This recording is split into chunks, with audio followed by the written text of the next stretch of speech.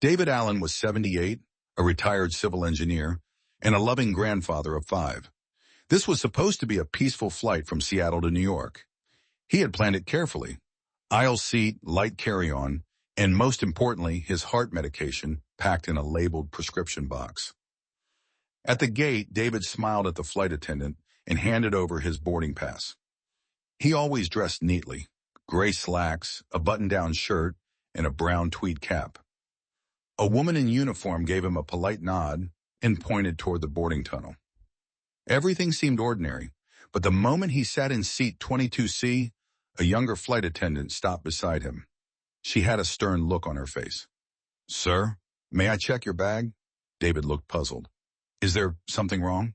"We received a report about suspicious medication." David gently handed her the small container from his side pocket. It's my heart medicine, isosorbide dinitrate. I've had 3 bypass surgeries." The attendant didn't even open the lid. She took one look at the red pill and frowned. "This looks like contraband. It matches the profile of illicit capsules." David's hands began to tremble. "Ma'am, that's a prescription. Here's the doctor's note and the pharmacy label." But she wasn't listening. "I'll be disposing of this for the safety of the cabin," she said curtly, dropping the bottle into a black disposal bag. David's face turned pale. "Please, I need those. If I get chest pain, I can't wait for a doctor." Another attendant came by and took his pulse. "You look fine, sir. Let's not make a scene." The flight took off. David looked out the window trying to calm himself, but his breathing got heavier. 10,000 feet above ground, the pain started, sharp, burning pressure across his chest. He reached instinctively for his pocket, but it was empty. No pills, no help. Just panic. He pressed the call button. What happened next changed everything. David's heart raced violently. The pain wasn't just in his chest anymore. It shot down his left arm, gripped his jaw, and blurred his vision. Still strapped to seat 22C, he pressed the flight attendant call button again, this time with desperation. The light blinked. Minutes passed, no one came. He pressed it again, harder this time. Finally, a flight attendant appeared, different from the one who had confiscated his medication. "Sir, you've already called. Please remain seated." David could barely speak, but forced out the words, "Chest, hurts, medicine." The attendant frowned. "You're having chest pain? Do you have medication?" He shook his head weakly. "You took it." Now visibly alarmed, the attendant called over the intercom for medical assistance on board. A young man from row 14 raised his hand and identified himself as a nurse. He rushed over, placed 2 fingers on David's pulse, and his face immediately tightened. "He's in serious trouble. Do you have a defibrillator? Oxygen?" A flurry of activity unfolded in the aisle. Flight crew brought a medical kit, but it was of little use without the nitrate pills that could have stabilized David earlier. "Damn it," the nurse muttered under his breath. "He's crashing." David's head fell back slightly, his eyes fluttering as his consciousness faded.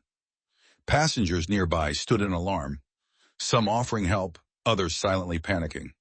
In the cockpit, the captain was informed. A few seconds later, the intercom crackled. "Ladies and gentlemen, this is your captain speaking. We have a medical emergency on board and will be making an emergency landing in Denver. Please remain calm and seated." The plane began its descent. Meanwhile, the nurse administered CPR. Another passenger helped attach the portable AED. The flight attendant hovered nervously, clearly shaken. "This could have been prevented," the nurse snapped. "He told you it was heart medication." She didn't respond. The passengers looked on with a mix of horror and outrage. David's life now hung in the balance, all because someone assumed his red pills were drugs. The cabin was hushed except for the rhythmic beeping of the automated external defibrillator. David's body trembled slightly under the weight of compressions, the oxygen mask fogging up with each shallow breath. Beside him, the young nurse, now sweating through his blue scrubs, continued CPR with determination, while the flight attendant fumbled with the oxygen canister. The plane descended faster now. Seatbelt signs glowed red. Passengers murmured prayers or watched in quiet horror. The tension in the cabin was so thick it felt like gravity had shifted. At 11:42 a.m., the flight made its emergency landing at Denver International Airport. Medics were already waiting on the tarmac. As soon as the plane's wheels screeched to a halt, paramedics rushed on board. David was still unconscious, but his pulse, faint and slow, was there. A stretcher was pulled down the aisle. The nurse gave a quick rundown, his voice tight. 78-year-old male, suspected myocardial infarction. No medication administered before boarding. Heart meds were confiscated. A paramedic looked up sharply. Confiscated? The nurse nodded grimly. Thrown away by flight staff? Jesus. David was carried off the aircraft within seconds. His face was pale, his lips dry and slightly blue around the edges. The oxygen mask stayed in place as the team wheeled him down the ramp and into the waiting ambulance. The doors slammed shut. The sirens blared. The vehicle sped off toward Denver General. Back on the plane, silence. A few passengers, still recovering from the shock, spoke in hushed voices. Some comforted each other. Others typed angrily on their phones, crafting tweets and emails to the airline. Row 21's passenger, a woman named Laura, turned to the flight attendant who had tossed David's pills. He showed you the prescription, she said. He begged you, and you threw them away. The flight attendant's face was pale. Her voice cracked as she spoke. I thought they were illegal. I've seen red pills before, and we're trained to... No, you were trained to listen, Laura snapped. You didn't even check. You just assumed. The tension in the air thickened. Another passenger added, You may have killed him. The flight attendant said nothing. She walked to the galley and disappeared behind the curtain. At the hospital, David lay unconscious in the cardiac intensive care unit. A nurse adjusted his IV line. Machines beeped steadily. His vitals were stabilizing, but the cardiologist wasn't optimistic. Delaying cardiac medication during a heart attack can cause irreparable damage, even death. His son Eric arrived 2 hours later. He had gotten the airline's call mid-meeting and left everything behind to fly out from Chicago. When he entered the hospital room, he barely recognized his father. David looked fragile, older than he had days before. Eric pulled a chair close to the bed and held his father's hand.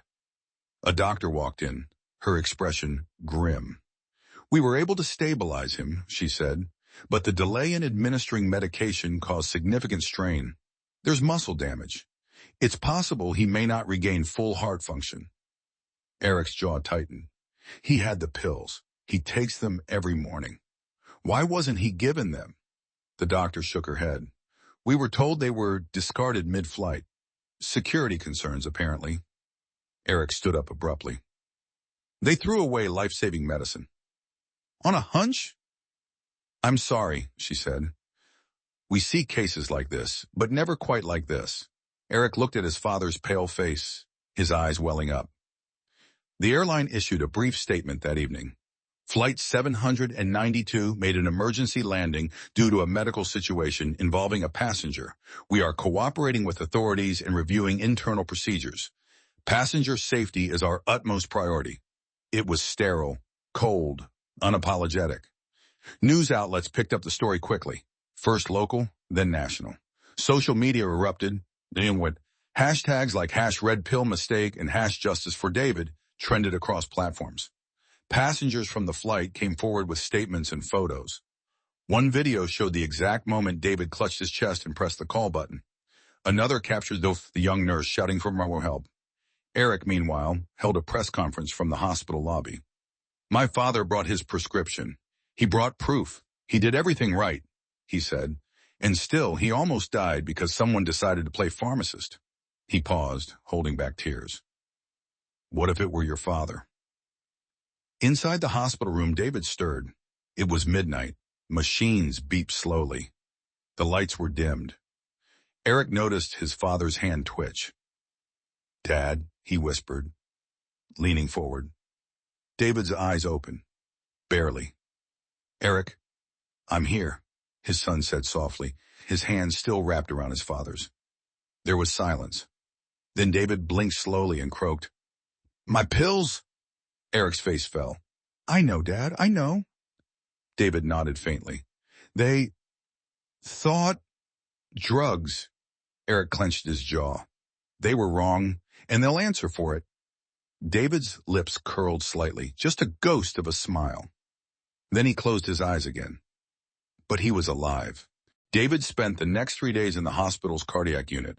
While doctors managed to stabilize his condition, the damage had been done. He now faced a future with reduced heart function, shortness of breath during simple tasks, increased risk of future heart attacks, and a strict regimen of medication and cardiac rehab. His independence, once a point of pride, was now uncertain. Eric stayed by his side, updating family members, managing work remotely, and fielding calls from reporters and attorneys. The story had exploded. By the morning after the incident, national headlines read, "Elderly man's heart pills confiscated on flight, triggers mid-air emergency. Airline accused of medical negligence after passenger's cardiac arrest." Social media boiled with rage. Passengers from the flight continued sharing first-hand accounts. Some described how David had clearly explained his condition.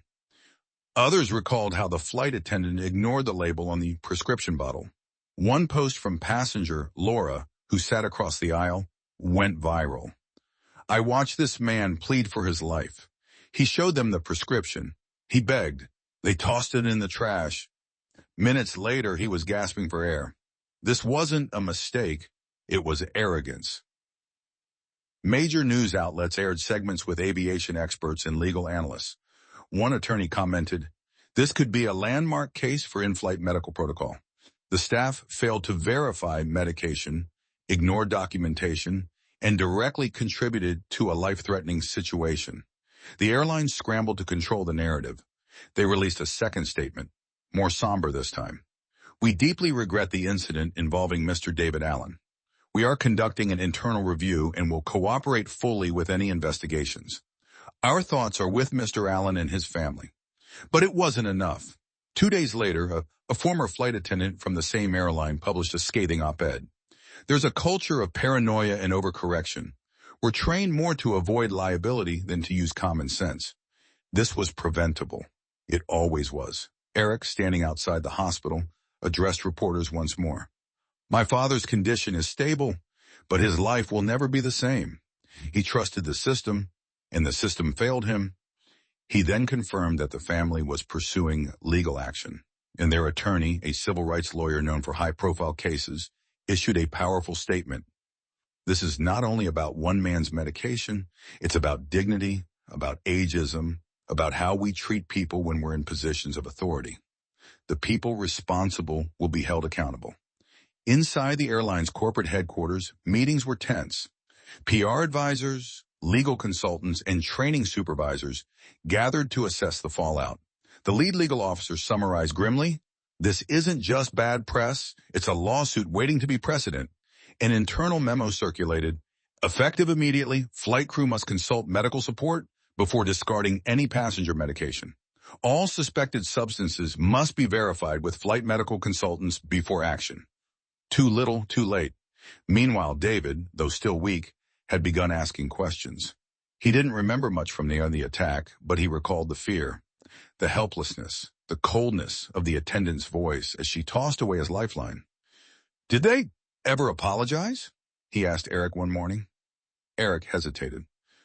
"They released a statement." David smiled bitterly. "That's not an apology. That's a legal shield."